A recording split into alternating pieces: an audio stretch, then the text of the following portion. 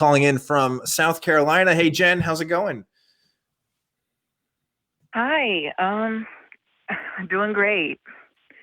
Um, Well, cool. Welcome to First of all, Truth I wanted to Wanted. say hi.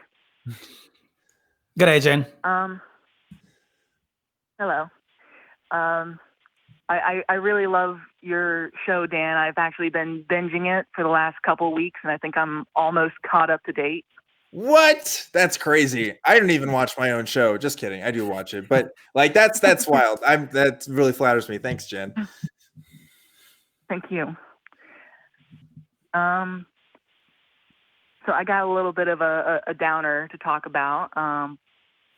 When I was 5 years old, my brother died, and growing up, I was always told that it was an accident, that he was playing and he just ended up hurting himself, and I just thought that all my life. And then a few years ago from today, my mother and my stepfather finally got divorced, and my mother's attorney said something along the lines of that it was probably my stepfather's alcoholism that led my brother to kill himself. And that kind of reframed everything for me. Because, I mean, he was only 10 years old. So when I talk to other people about that, they don't really believe it because they don't think that a 10-year-old would do such a thing.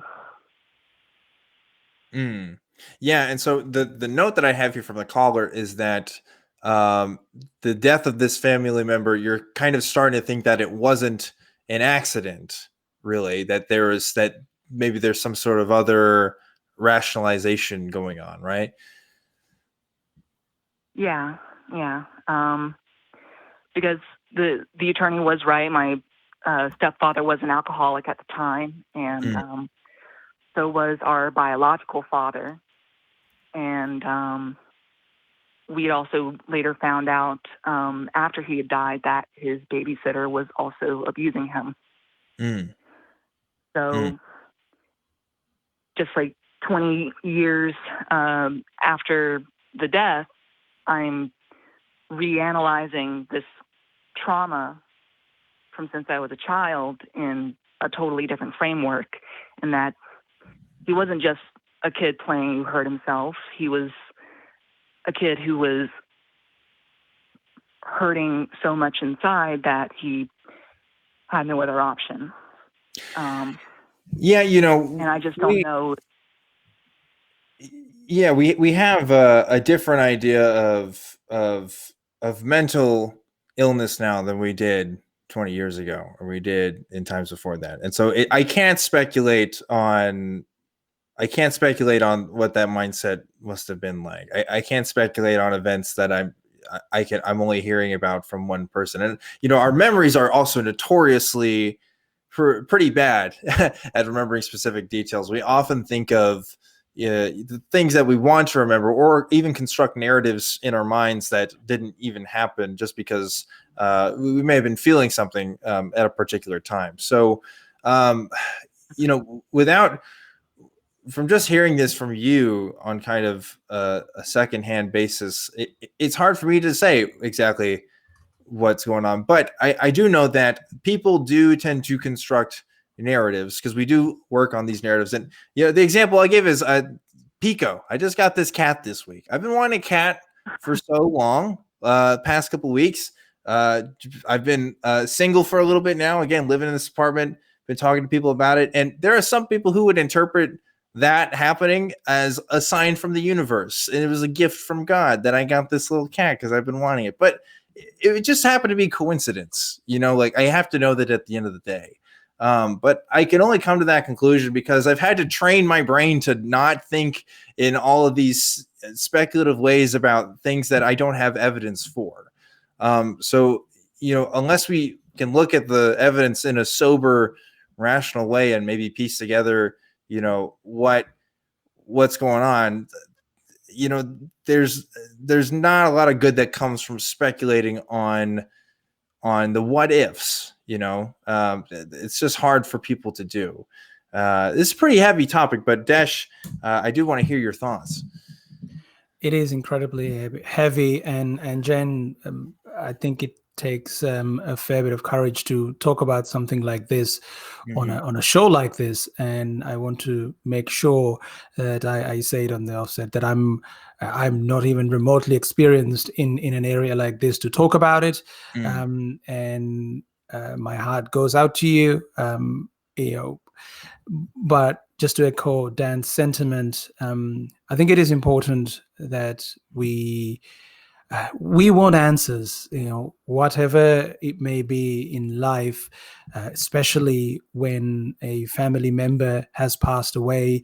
You want answers, and you have been told one thing, and it is possible that it may not be the truth. But we also can easily go down a rabbit hole where we desperately want a certain kind of answer. So our cognitive biases really give us answers that we are looking for, and then those confirmation bias reinforces the previous little bit of information we had. So it can end up leading you into quite a dark place. So Jen, being a fan of Dan, I believe that you have the ability to bypass some of those trapdoors that may be in front of you. So again, keep the memory of your brother in a positive light. It is important you find better answers if you're not satisfied with it, but be prepared that the answer may not be as cynical or revealing as you may want it. That could be a possibility. Right. So be careful with having a preconceived idea of what this should be to what this could be. So that's what I can say at this point. Yeah, and one more thing I want to add too is definitely this is something to talk about, as Desh mentioned, with someone who's way more qualified than both of us. My recommendation is somebody who is really specialized in CBT, cognitive behavioral therapy. A lot of what I do on this show is CBT influenced, but I am not licensed in any way. Everything I do is from a lot of reading and studying and practicing by talking to people. But this isn't a practice that I get paid for. I'm just a volunteer on a call-in show at the end of the day. So I'm really flattered that you love my show, and I hope you keep watching it.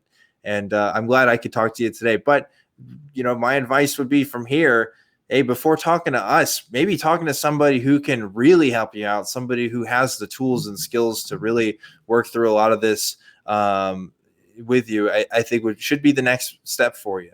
So hopefully that helps, Jen.